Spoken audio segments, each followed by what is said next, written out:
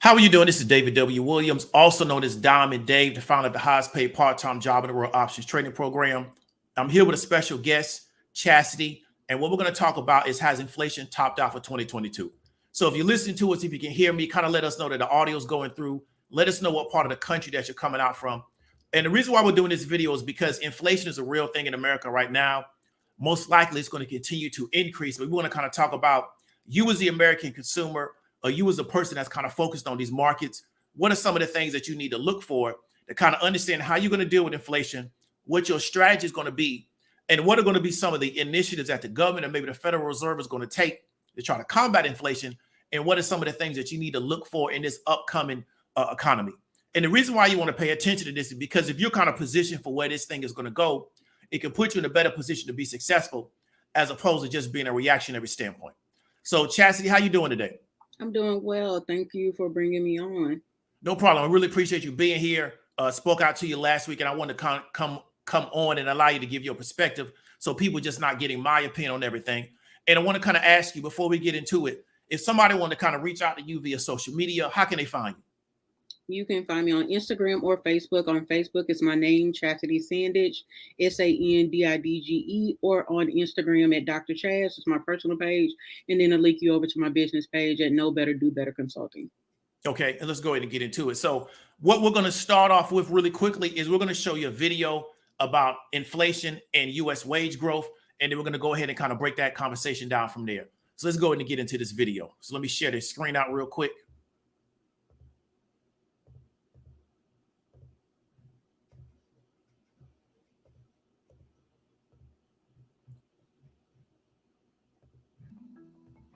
Inflation is one of, if not the biggest concerns right now, and the spike in inflation has been made worse by the fact that wage inflation has not been keeping up. Wage growth has slowed in recent months as inflation keeps cutting into consumers' paychecks across the country. Workers are facing cuts in their real pay, with seemingly no prospect of wages catching up with headline inflation. This, despite the fact that unemployment is very low. Though nominal wages have increased, real earnings, which are earnings that have inflation factored in, have been decreasing, meaning that workers are earning slightly less on average now than they were just a month ago, and much less than they were this time last year. Wages have actually grown at a slow pace since the global financial crisis back in 07-08. Real wages sank in the years right after the crises, and although they were able to increase again on the back of very low inflation from 2012 onwards, they only returned to 2008 levels very recently. One of the biggest concerns for individual firms is the issue of sizing wage increases to attract and retain the talent they need. The question, which nobody can really predict, is whether this will set off a wage price spiral that will start to impact inflationary expectations.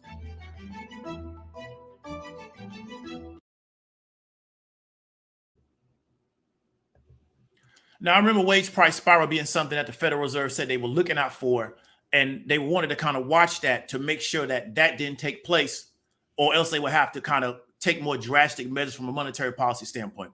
So, Chastity, looking at that video, do you have any feedback on inflation and wage growth and things of that nature? Yes, it's right. It's real alarming. A lot of people are out here. They were already below the minimum wage or what they wanted to earn, and now they're coming where they're giving you just a little bit more to entice you, but the price of everything else has gone up. So it doesn't really balance out. I see more people trying to find this entrepreneurship, but they're kind of in a sinking boat, trying to do both or trying to find like everything is just a one-hit wonder for them, but they're still not bringing in more income, not consistently. So that's my main concern. Everybody pulling every strand to do something better, and companies are just inching. They're doing enough to keep you there, but not giving you enough to survive. Yeah, definitely. And one thing I saw right after the pandemic is that because a lot of companies, especially like I would call service companies, they had kind of lost a lot of people because they kind of shut down because of the pandemic. So like in the city that I was at, pretty much all the restaurants had essentially got rid of their lobby, and they was just doing all takeout. But the problem is once we started coming out of the pandemic and they wanted to start trying to build out the in-dining experience again, they couldn't get people to come back to work. So then what I saw them doing, which is I had never seen before, they started offering like signing bonuses and things of that nature to try to get people back in. The problem is now they're paying people more to work, but the jobs really are not set up to pay people that kind of money. So a lot of the jobs where I'm from, there are a lot of service-oriented jobs, fast food jobs. They really not set up to pay you $15 an hour, $20 an hour. But they was kind of having to do that just to try to get people back in. And we're seeing now as they go into their earnings, they're talking about the fact that labor costs are starting to become an issue. So this is something that I think is going to be challenging for a lot of businesses, is the fact that we got to try to get people in here. We got to pay them more money. But then how do we kind of balance that between what we're paying people to work and the fact that there's an inflation or a recession that people believe is coming, which is impacting the amount of growth that we're having from a sales or revenue standpoint? All of that into, like, I've seen all of that, and I think the government may come in for businesses, but once it trickles down to the employee, it's still going to be very minimal. It's still only going to be maybe 20, and I say at high 50-cent increase. But a 50-cent increase in your paycheck, you're not going to see it. The one thing I found alarming is a lot of these credit repair extra companies are like, sign up with me for $29.99 a month. I'm gonna show you how to get extra money on your paycheck. I'm like, if you go Google it, you can figure out what they're telling you to do. I'm not going to promote what they're doing. People can go figure out how they can do that and get more out of their income up front.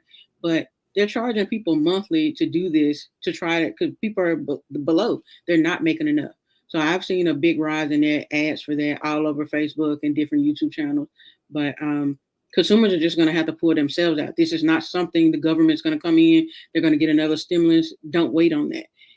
I've gone to the habit of like trying to train my family. We're going to grow. We're going to grow gardens. You're going to get your own food, be more sustainable.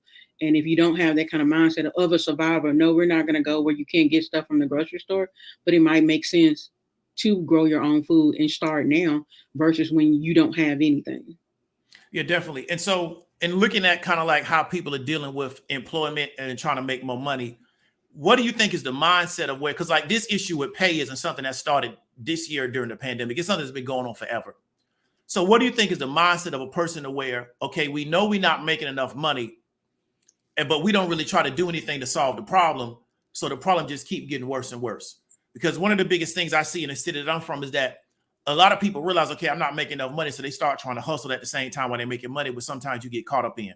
But what do you think is the mindset of the person that, you know, you're not bringing enough money in? Inflation is only going to continue to get worse. They can only do so much for it. But we don't feel motivated to try to do anything to change it. And then we have the government telling us, well, we just want to get inflation and we want to make sure really we're trying to push wages down because we think wages are too high anyway. What do you think is the mindset of somebody that doesn't figure out, well, let me try to figure out how to solve that problem as opposed to let me just stay the course and hope it gets better? I think of it as like somebody who's a swimmer. If you know how to swim, but you're not the best swimmer. So they're out here and they're in survival mode and they see resources at different buoys. Go side hustle is the closest buoy, becoming an entrepreneur is the next one, going to ask their boss for more money or finding a new job. It's a little further out. So again, sometimes they go out for the most extreme buoy and they drown. Not that they can't swim or they don't have the proper mindset, but they're just not prepared. They're not qualified enough to get there. It's not anything to their own fault. They know how to swim and they know how to reach these challenges, but things that are lying ahead of them, it's just going to make them drown anyway. But when they reach out to the closest buoys that are going to help them swim or to survive, that's what they're holding on to and clinging to. And when it fails, they come right back to the shore. So I don't want to swim again and go do nothing else because I almost drowned. I lost my life. I'm struggling. So I don't want to do anything else. So I'm going to sit here and hope the government, or I hope somebody else in my family comes up and, helps me out here. And that's just the mindset. I really hope people start to get into a place where they find something that works for them. Not just anything. Everybody can start a t-shirt business. Everybody can start a car company. Whatever idea you got, start it, but you got to finish it. And that's what they don't want to do. People don't realize once you leave your 9 to 5 to start working your entrepreneurship, you work more. And they want to work less, and it doesn't work that way. You can work less on your 9 to 5, and they're still guaranteeing you that money. But if you work less working for yourself, you're not going to see those results. And that's what they don't realize. Yeah, definitely. I think that's a really good point. A lot of people they're looking for something to be a solution because they're kind of like low-key drowning in the water. And they may not necessarily go for the best thing because they wait till the water's pretty much almost above their head. And we've seen how the government, when the Federal Reserve is telling you there's too many people that have an option of working or not working. and we got to try to fix that problem. It kind of lets you know what's coming. I'm gonna kind of talk about that a little later on in this video. And so they're telling you that they really want to make the workplace to be a little bit more challenging for employees. They feel kind of right now that the average worker has a little bit too many options and things are really going too well for them. And to me, things aren't really going that well, but it's not as bad as they want it to be. And so I really think that's something that people need to really take notice of, is that the Federal Reserve is telling the average worker there's too many jobs available for the worker. And what we're trying to really do is make that unemployment rate really go a little bit higher, so you don't have as many options. So you got to kind of take more of what's available to you, as opposed to having the option not to do it. And not because you got a business, because you got a side hustle. It's because you got enough money sitting up. Oh, these people are paying you so much money, you don't have to take whatever's being offered. Because I come from a standpoint, I remember where I'm from, they used to have these jobs where you work for these grocery stores and you pick their products for them. They call them order pickers. Mm-hmm. And those was considered really high paid jobs in my city, to where once they put the opening up, it'll be a line all the way down the block for people to try to get those jobs, because most jobs in my city are service oriented. And that's kind of what they wanted to go back to where people are so desperate to make over a certain amount of money, they pretty much going to take whatever's being offered to them. So let's go into this article real quick, and we're going to kind of talk about how the American consumer is dealing with inflation and consumer behavior. Let me share this screen really quick. Go to the window, go right here. Okay, so we're looking at how America's coping with inflation by what's needed and nothing more. And this is going to be really important based on how retail outlets are dealing with the changing behavior of the American consumer. We see that when store prices are creeping up, consumer behavior experts say shoppers make three changes. They buy or switch to cheaper alternatives. They mostly stop spending on non-essentials like eating at restaurants, but they do indulge in tiny pleasures like flowers and candles, right? So we call it like substitution shopping. NPD data shows that customers are already making fewer general merchandise purchases in the first quarter of 2022 versus that same period year to year. So a year to year comparable. Consumers bought 6% fewer items at general merchandise stores in the first quarter of the year versus a year ago. And the frequency in which they shop fell 5% in the quarter from a year ago.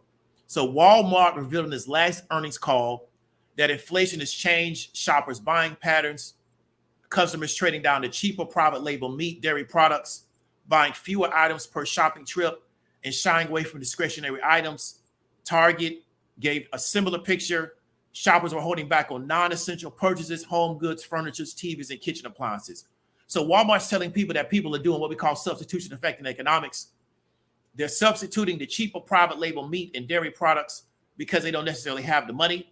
And Target's saying that people are not buying what they will call big ticket items. So Chastity, seeing that the consumer is changing their buying patterns, how do you kind of think that things are going to go in the future for the consumer and their shopping behavior? Even just for myself, it's going to change. It's going to affect them. But once we start cutting nutrition, we start cutting the mindset of what they have. And you need those nutritional things. If your body already regulates off this certain amount of protein and certain type of foods that you eat, then your body's going to go into a distress factor when it doesn't have it. And then it has to get accustomed to something else. And once your body starts to want to go through change, you don't operate as well the first 2 or 3 weeks. You're sluggish, you're getting oriented to this. So that's going to slow them down. I hate to see it, but again, my spending habits have changed too. I've seen the costs go up, but consumers are just going to have to be prepared. If those companies decide to raise prices and consumers still purchase, they're either going to lose money by throwing the meat out, or we're going to buy it at that price. But they have no influence to go back down because you're paying it at that price. So that's the only hard part. Do we just stop purchasing it and they lose money and they throw the meat away, or do we wait till it gets discounted, or do we move to a different factor? But I think this is going to hurt both consumers and manufacturers in this area. Yeah, definitely. Something that Walmart and Target was doing was they didn't want to pass those increased in costs, but they were having supply chain issues, also having labor issues. They didn't want to pass those costs on to their consumer yet. They were going to kind of try to wait it out to see if it happened. The challenge is that because of inflation, and then these particular large retailers haven't passed that cost on to their consumer, once they have to pass it on to the consumer, the challenge is the consumer got to try to figure out how to pay for it. So already we're seeing that because of the rate of inflation, consumers are substituting their items, and these retailers have not yet passed the cost on to the consumer. So now once they decide, okay, we're going to pass the cost on to the consumer because we can't absorb the cost anymore, the consumer is going to be in a really, really bad position because they were already substituting the cheaper items. And then on top of that, they now got to deal with the cost. So like for me, example, I eat a lot of fish. I kind of changed the kind of fish I eat because I used to eat a lot of salmon. Salmon started getting really, really expensive. So now I'm buying a different type of fish. But they're telling me we haven't even passed this cost on yet. So now once they pass the cost of the salmon on to me, it's going to become even more expensive. I don't know what type of fish. And fish was always something that people ate because they didn't want to buy beef and stuff of that nature because they felt like it was too expensive. So we're seeing a lot of people are having to deal with this particular issue. So what I want to tell people is that if you haven't really budgeted for maybe a 5 to 10% increase in your groceries, you maybe want to consider that, because that may be where this is going. Because the Federal Reserve is communicating to people really that they want a recession. And the only way they feel like they can get really a cap on inflation is to create a recession, have more people be unemployed, because we essentially, because of the pandemic, had too many dollars chasing too few items. Well, one of the ways in which we can deal with that is we can just increase the dollars that people have. Therefore, they can't chase those items until we can get some of these supply chain issues fixed. Chastity, you got any feedback on that particular issue? Oh, I mean, with that particular increase, like you said, once they become unemployed, then they come into, we can cap how much we can give you. They can set a limit to how much food stamps you can get, which is going to cap the amount that you can, you can purchase for your family and your household anyway. But they're getting those dollars back, because whether they raise their prices or not, you're going to pay for it, because technically the government is paying for it. Just like you said, with the meat and the salmon, I've seen seafood go up, double the price. And that's something we ate on a regular. Now people are going to probably be switching to canned meat, or like, again, substituting for a lesser quality. And then you're going to probably start seeing more health concerns. And they're going to say, well, that's not directly correlated, or is not into relation, but it will be. If you're used to eating fresh products and now you go to can, it is going to be a detriment to your health.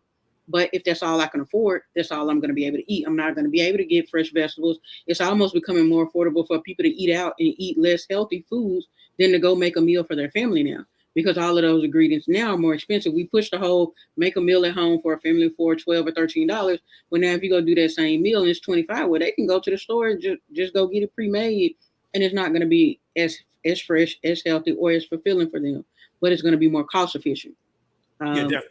And seeing as though the prices of food has gone up and the merchants haven't pushed that price on us, this is just the manufacturers pushing what they have, and they're keeping the price low. I see things doubling and tripling before now. It's going to be a strain. Yeah, you're right about that. And I just think that most people are not aware that these retailers have not pushed that price back onto their customers. With Walmart, their branding is, I think, have something like spend less, have more, something like that. Like their whole marketing pitch is that your dollar goes farther in our stores. So I think they're scared of pushing that particular cost onto their customer, because they kind of feel like that's going to hurt their value proposition, but they may put themselves in a position where they don't have a choice. And we're kind of seeing that, and they really, Walmarts are known not to be really well staffed anyway. They may decide a way to deal with it is to even cut more of our staffing out. And what we could see, and I think it is going to happen, and we're going to kind of talk about that later in this particular video, is because of this inflation, you may see more of a transition to a lot of these places having less people working there, because that's one of the easiest ways where they can cut costs is to cut labor. So I think the American consumer really needs to start thinking about how can we factor in an increase in our shopping bill because of these retailers telling us, especially these superstore retailers, that these particular costs are not being passed on. And if this continues to be long term, they may have to pass these costs on. Now, I want to talk about monetary policy from the Fed. What they're talking about, and what has pretty much been priced into a lot of our stocks, is that they're going to keep raising rates until inflation comes down. Now, this particular article is from May 7th, 2022. So this is not a recent article, but it's also not an old article. And so on Tuesday of that particular week, Powell talked about he wanted to get the Fed's 2% target, and they're going to keep raising the rate till we get it, but it could come at an expense of a 3.6 unemployment rate, which is the lowest level since the 1960s. This is something I want people to really understand. We're at an extremely low unemployment rate.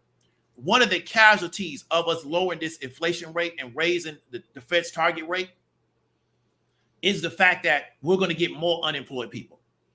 And he says you would still have a strong labor market if the unemployment was to move up a few ticks, And I would say there are a number of plausible paths to have a soft landing. Our job isn't a handicapped as is try to achieve it. The U.S. saw growth contracted at 1.4 pace in the first quarter of 2022, largely ongoing supply side constraints dealing with the pandemic. What I want people to realize is that the Federal Reserve is trying to balance something. And what they're trying to say is that how can we decrease inflation and at the same time increase unemployment? We're in a system where they feel like there's too many people that are unemployed. I'm sorry, there are too many people that are employed, and we need to raise that. And the American consumer, but the American worker is really going to be the casualty in this particular rate. And so, Chastity, looking at that, what do you think people are really not aware of that may be working 9 to 5 or work for somebody else that is going to be something they're going to have to deal with if they're able to kind of get this inflation rate fixed? A lot of people don't like to hear it, but the AI technology is coming. I don't stay in a big town, but I do stay close to the military base. There is one Walmart store that does not have any registers already. They only have self-checkouts, and they have like 2 or 3 people manning those checkouts. They don't ring anybody up. They don't sack any bags or do anything. So they're slowly spreading out. Can we control a bigger market? This is just one of the neighborhood stores. But if we put one, I think they're going to make the store, they're not going to make the store smaller, but they're going to make the space inside of the store bigger. They're going to take out products that are not selling. They're reducing prices now, but then they're just going to pull it. You're going to see more space inside the store, fewer people. We don't have to watch you. We don't have to have their security, pull the registers out and just put lanes for you to check and do your own groceries. And we just watch you. Yeah. We supervise and we can manage that. It's easier than you trying to steal and me bringing you up. And people are going to fight so hard for wage increases. It's going to price them out. Yeah. There's different machines. If you don't have a job where you figured out that whatever you do can't be replaced with a computer, you're in a bad space.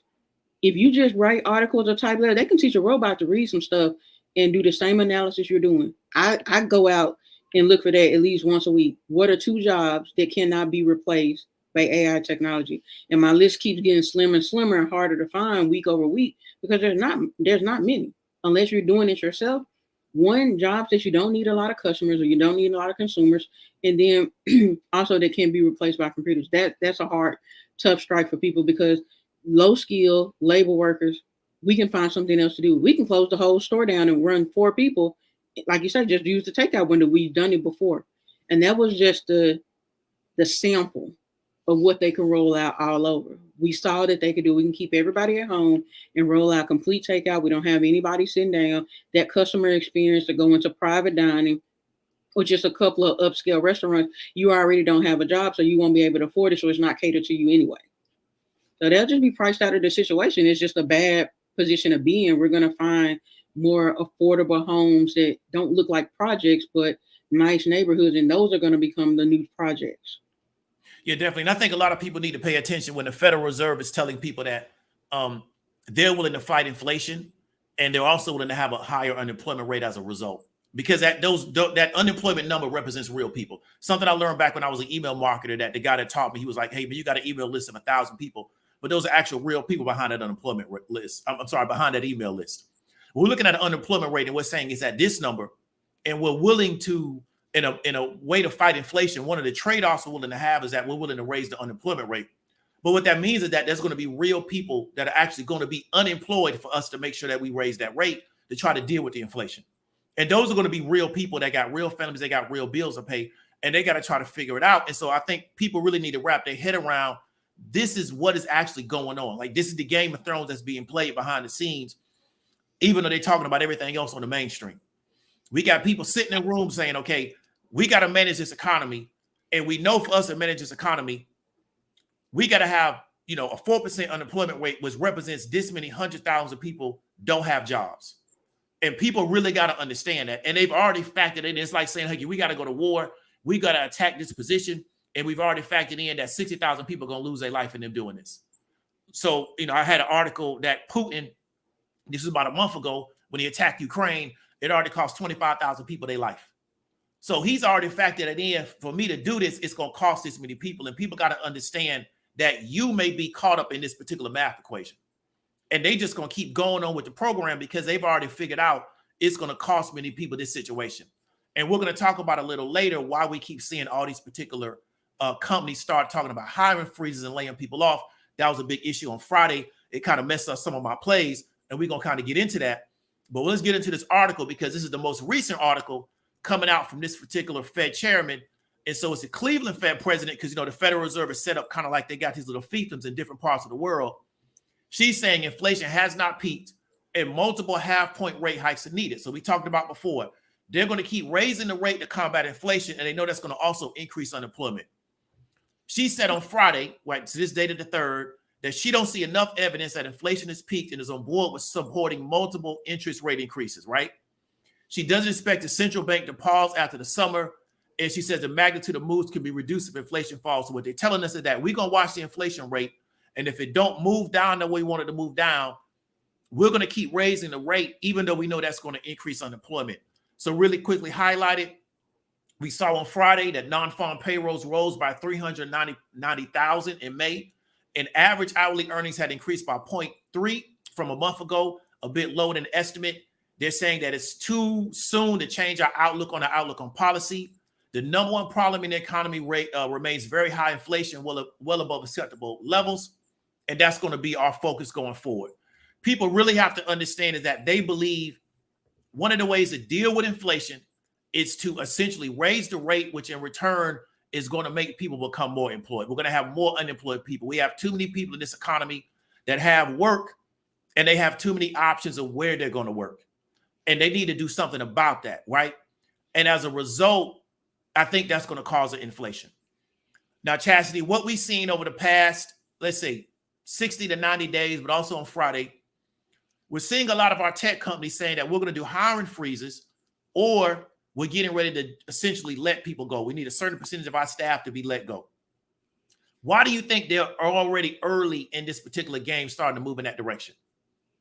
I mean, they're on board with the plan. This business model makes their bottom line look better.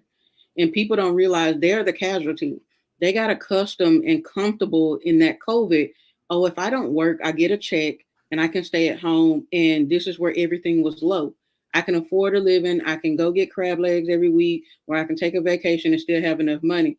They don't realize with the inflation rate we're at now, that little piece of check that they may send you, or they may say people won't qualify. They'll get people into these positions where they made enough and they won't qualify for unemployment now. And people don't realize that. They're like, oh, I'll let them lay me off. I'll take 6 months and sit at home.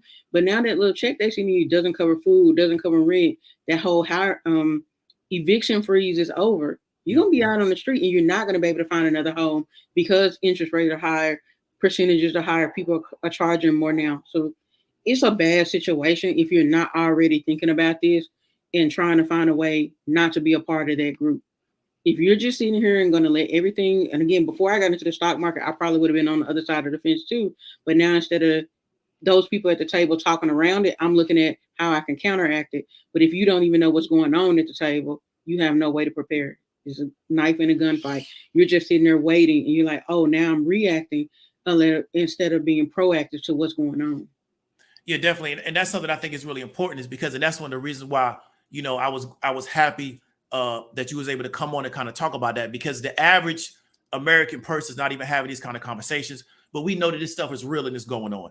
And so do things happen around us that are important? Yes. But if you're an American worker and you're working for one of these corporations, and we're seeing now that the tech companies are getting ready to start doing hiring freeze to lay people off, that's going to essentially move into other areas. You're also talking about they don't want people working from home. Now, a year and a half ago, they were saying it's cool for everybody to work from home.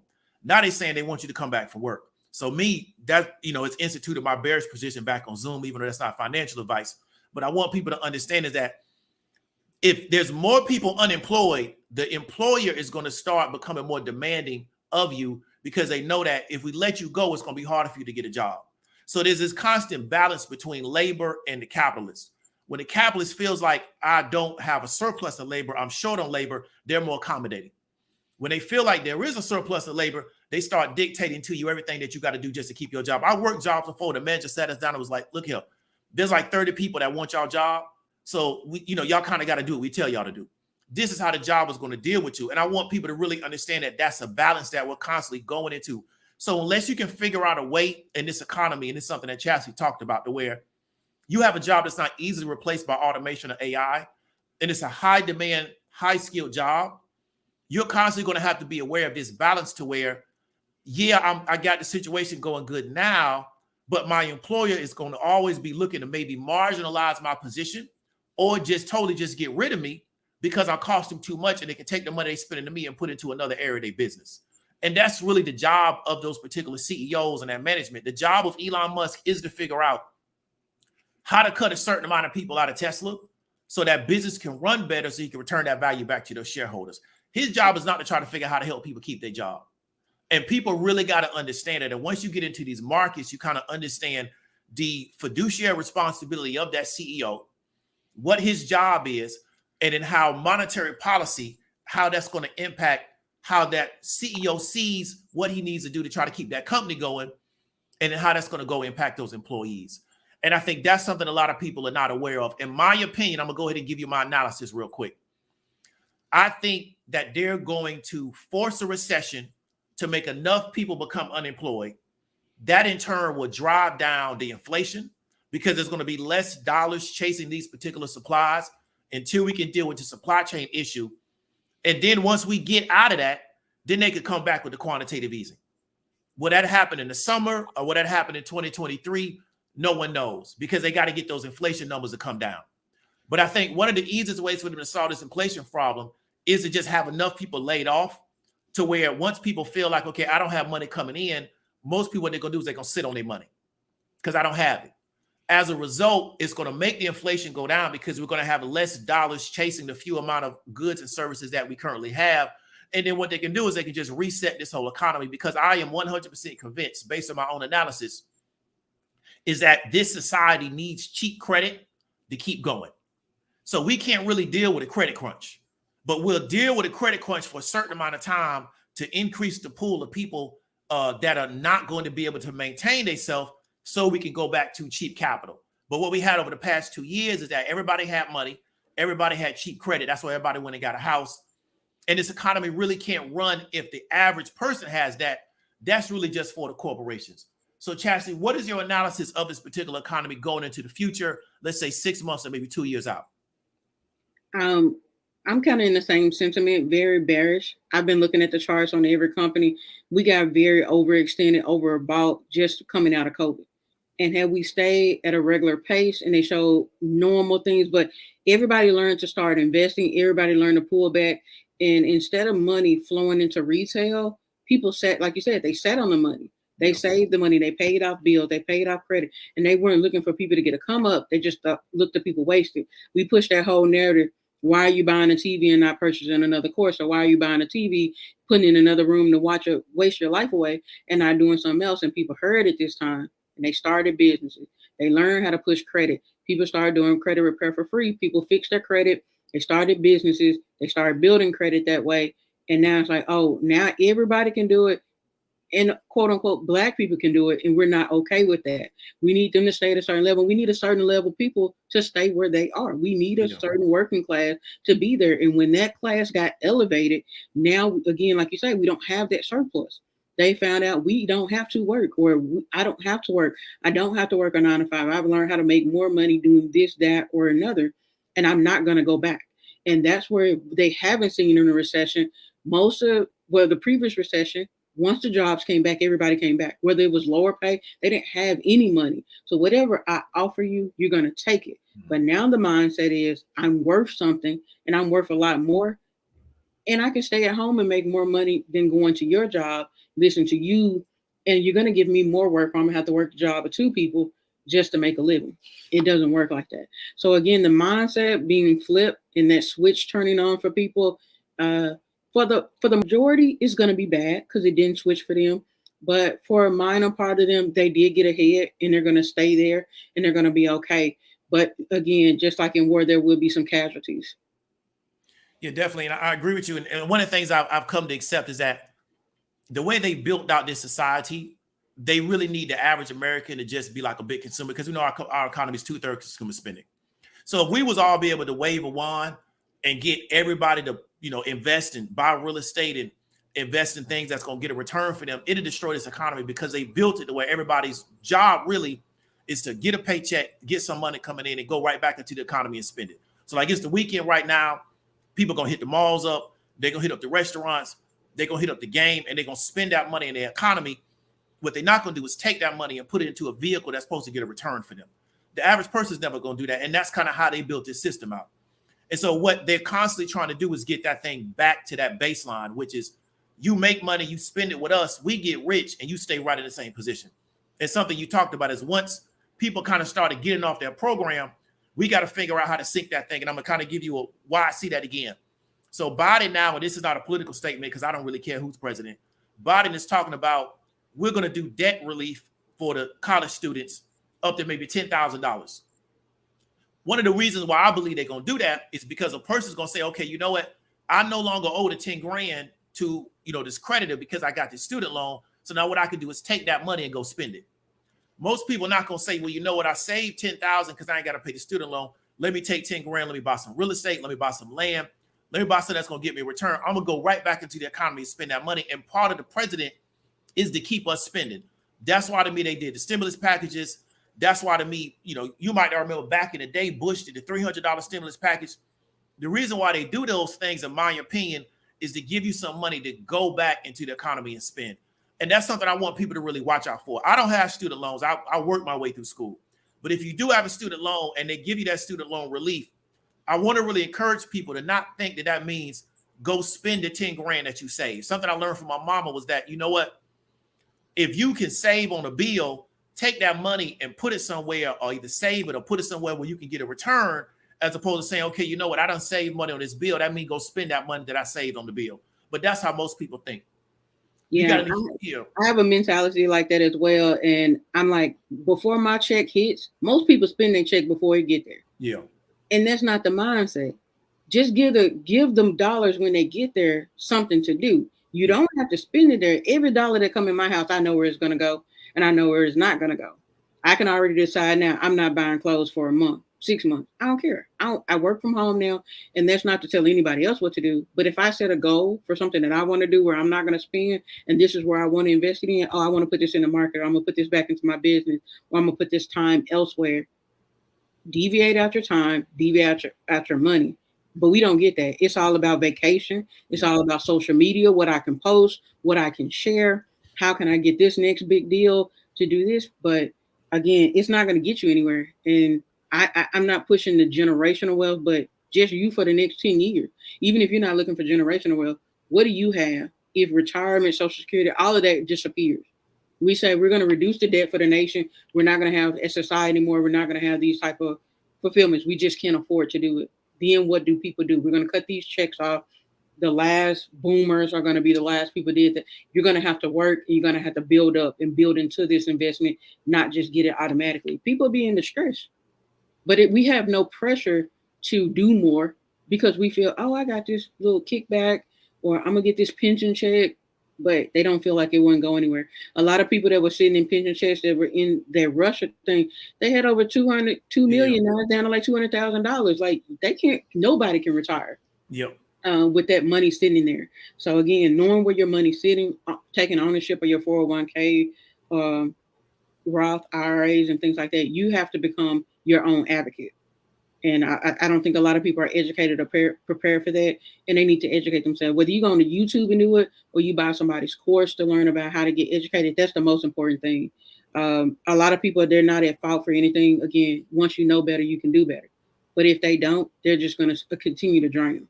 They have no way out. So again, I love that you bring this show on so we can continue to educate people, give them some options, not giving them financial or even life advice, but just giving them the knowledge of how that conversation out there coming from two people who are different backgrounds, but still know about what's going on around them.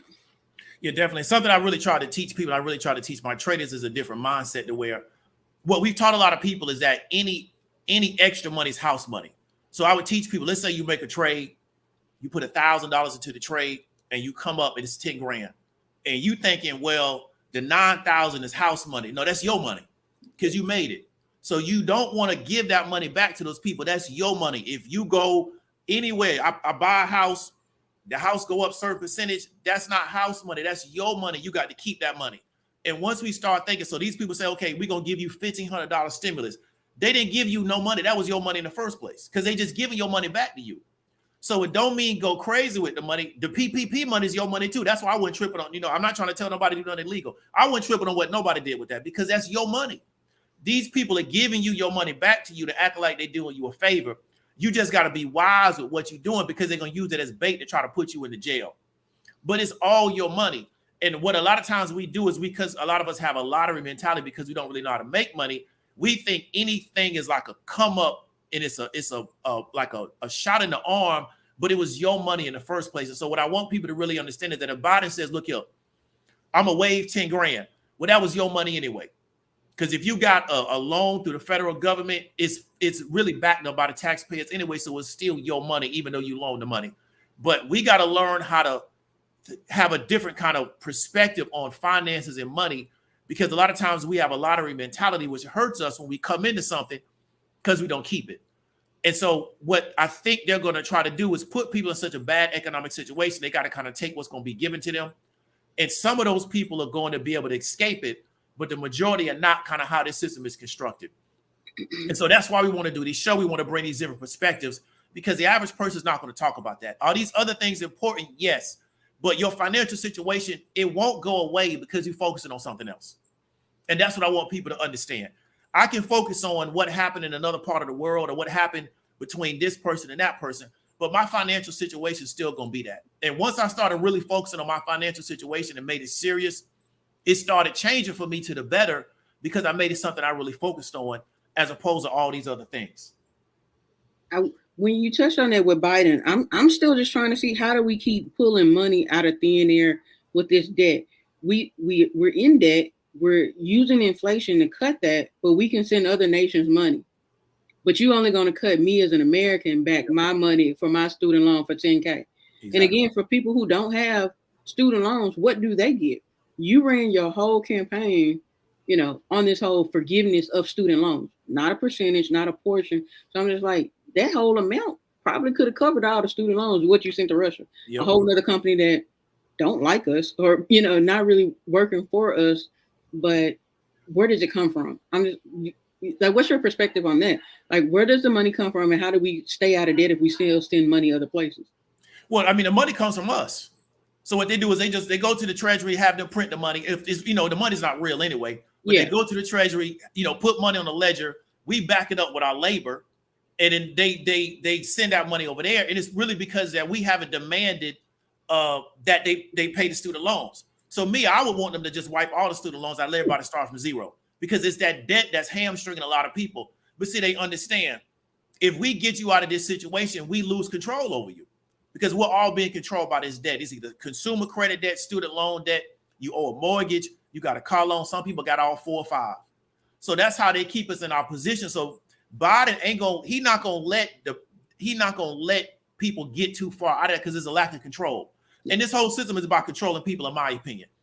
What can I do to control you, to get you to do what I need you to do, to push me down the road and to leave you stuck? And they got a whole bunch of different ways in which they do it. But one of the biggest ways they do it is debt. So that's my thing, is that they put us on the hook as the taxpayers to pay back these particular deals. We on the hook for it. We don't demand they make us whole. And we also don't punish them for giving all that money to Eastern Europe. So they get $40 billion to do whatever they're going to do with it, which a lot of it's going to stay in the pockets of the people at the top. It ain't never going to reach the people. And that's their situation. And then he going to tell you, well, you know what, you good for 10,000. The same thing I had with the stimulus. We had people creating whole YouTube channels and we doing countdowns for somebody to give you $1,500. That most people, that's not even going to pay their rent, especially now. And this supposed to be this big deal. Okay, they're going to shoot me $1,500, but it's your money in the first place. So, but it's how they've conditioned us to make us think they doing us this big favor with our own money. And as soon as you focus on that, he'll come like a million distractions to get you off their focus. They kind of like, I used to play this video called Spy Hunter. And these cars would chase you. And if they got too close to you, you could come out with like a puff of smoke or some oil slick to get them off your tail. That's all they do. They come up with something to get you to not look at them. I got something else for you here. I'm gonna give you 10,000, but you still owe a lot and you still got a bad situation. And that's really not going to solve your problem. But I'm going to do that to kind of get you not to focus at me. I just want people to hear from both perspectives because a lot of people don't. They hear that 10,000 And if they fall in that bracket, they went to school for a couple of months, didn't graduate, the whole term, I'm an alumni, or you went to the school, or you didn't finish, or however it goes, and they're okay with that. They're pacified by it. And I'm like, I need for our people, everybody, to stop being pacified by not getting the full of what they asked for. Get what you asked for. And if you're not getting what you're asked for, do something about it. We have a whole lot of elections coming up. We have a whole lot of positions to be in where people like to run their mouth and say what they control, but they don't really control nothing. I hear you talk about power a lot, and I hear people flash money, but where's the power?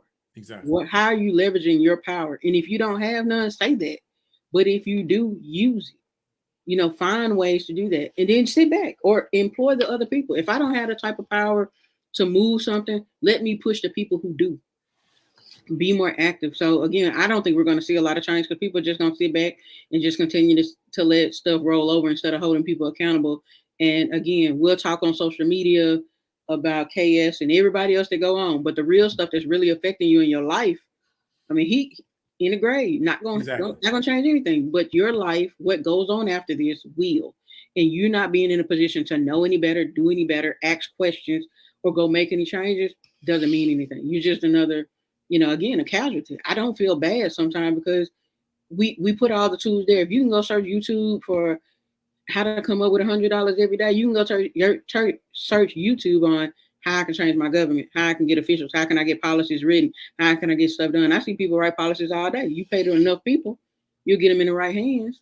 You're slick enough to do something. Again, I'm tired of hearing people say, I control, I have power, I got all this money, but you're not doing it to make anything better for, again, yourself. We have that mentality of 1 millionaire, 1 billionaire, and that's enough. Where's the tribe? We can get it 200,000-300,000 thousandaires and make a whole lot more work than our 1 or 2 millionaires. And I wish we would get our head, from up there so everybody can come down and work together. But it's hard to do. But I would like to see more of our people do that. Yeah, and we definitely, I 100% agree with you, is that the real change is the economic side and the policy side, because that's where we're being most impacted, and that's where we've been the most marginalized. And it just comes with conversations like this. One of the things I really wanted to do was have people sit down and have these kind of conversations and cut a lot of that rest of that stuff off, because that's where the real power is at.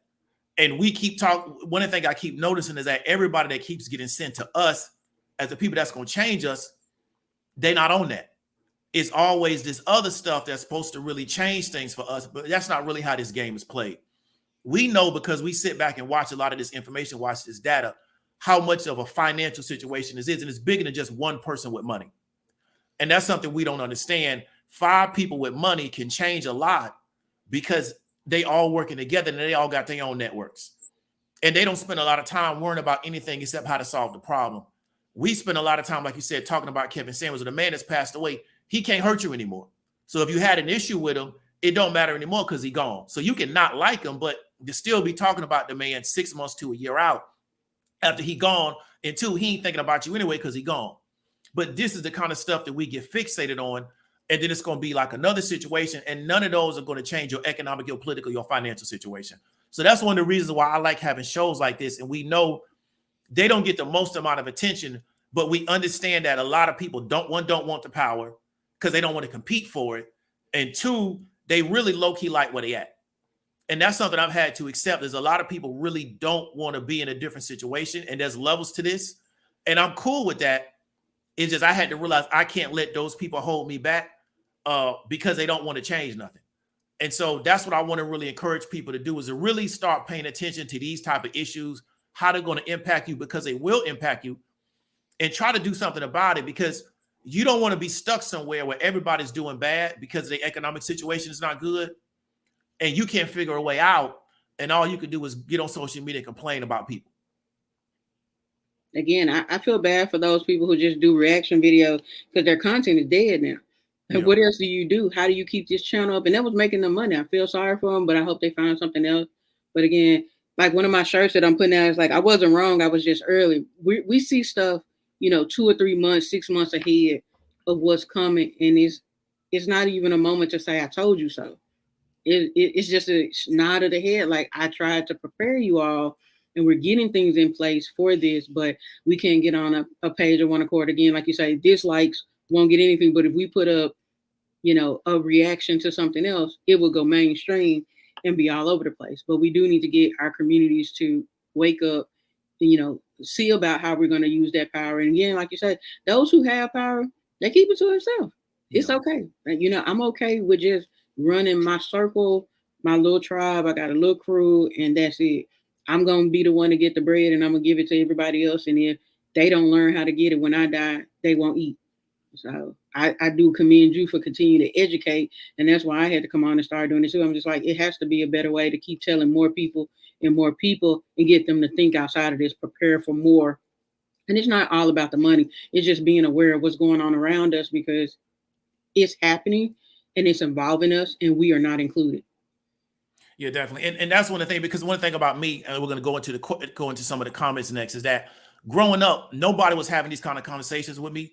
I used to watch with my parents, like world news, political news, but nobody never talked about economics and money in the market, none of that nature. So I know that it's people that have an aptitude for it. It just hasn't been presented to them. And with our people, we get presented everything else except this conversation. And so even the people that are quote unquote supposed to be the alternative and teach us how to actually function in America, they still don't have the economic conversation. I know a lot of people on this YouTube are fans of Thomas Sowell, guy got a PhD in economics. No commentary for him on what's been going on with the monetary policy, with inflation, none of that. It's just, they just bring him on to talk about what's going on in society.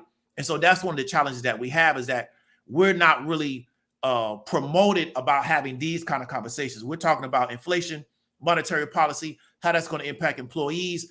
We're not taught to have these kind of conversations. We're not even supposed to think about this kind of stuff. It's back how, like in the 50s and the 60s, Black people were told that, especially in the South, that they're not even supposed to be worried about politics. They're just supposed to live, but they're not supposed to have any kind of political force, because that's where a lot of the power was at.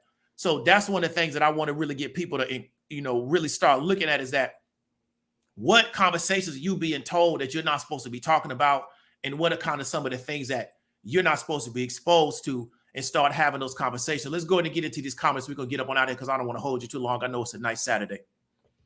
So Essence says that if they wipe student loan out, that'll be the catalyst to make college an upper middle class and thing only.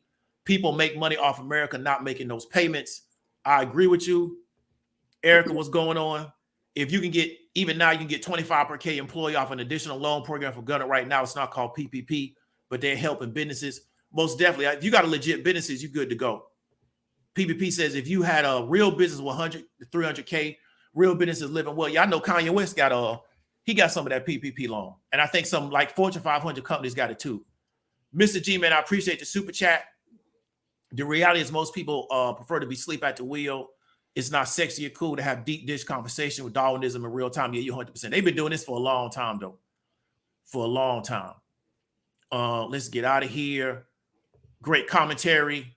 Knowledgeable, confident host. It's a level of dialogue we need as a people. Katrina says, I invest first and spend the rest. Even if after 3 months I haven't spent it, it gets invested. Most definitely. So, Chastity, you got any closing thoughts before we get out of here on this Saturday? No, I just challenged everybody that comes across this video to have a conversation with somebody else. Okay. Not just, again, we become hoarders of information and we don't spread it. So again, outside of just listening to us, share the video, like it, comment, and then go have a conversation with just one other person. I mean, in that circle, if we had, 10 people, and y'all go talk to 10 other people, we've reached that many people. So again, it's just going into your community, your neighborhood, having those conversations there. It starts with you. We can't just keep putting it off on everybody else. If I don't go have a conversation with my family of 4 here, then they're not going to go have a conversation with anybody else. So again, I take accountability for myself here, making sure I talk to my 4 and people in my family, and I want everybody else to do the same. All right. So appreciate everybody for coming through. You just remember we're at pretty much the midpoint of the year. So you got the next 6 months to go ahead and change your situation, try to improve your situation for 2023. I think they should be thinking about that right now, because pretty much most corporations, they're already forecasting out into the next 2 to 3 quarters. So we at the midpoint. You can change your life today if you decide to do it. You just got to go ahead and make that change. We want to appreciate everybody for coming out on the Saturday. David W. Williams with Chastity from Know Better, Do Better. We'll talk to y'all later.